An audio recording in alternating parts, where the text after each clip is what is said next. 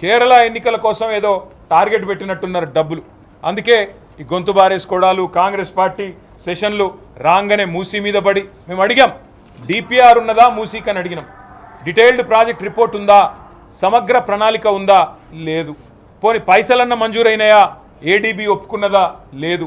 పైసలు లేవు, ప్రణాళికలు లేవు. మరి ఎందుకు గులగొడుతున్నావా ఇండ్లు అంటే ఒకటే ఒక కారణం, 1,50,000 కోట్ల దోపిడీకి తెరలేపి ఇవాళ రాక్షస జాతి అన్నాడు. ఇక్కడ కూల్చే జాతి, రాక్షస జాతి నీ కాంగ్రెస్ జాతి తప్ప మాది కాదు. మేము అభివృద్ధికి వ్యతిరేకం కాదు, కూల్చివేతలకు వ్యతిరేకం. ఇవాళ హైదరాబాద్లో ఒక్కటంటే ఒక్క ఇల్లు కట్టినవా ఈ 2.5 సంవత్సరాల్లో? ఒక్క ఇల్లు ఎక్కడన్నా ఒక్క ఇటుక పెట్టినవా? కానీ ఎన్ని ఇండ్లు గులగొట్టినావు నువ్వు వచ్చిన తర్వాత?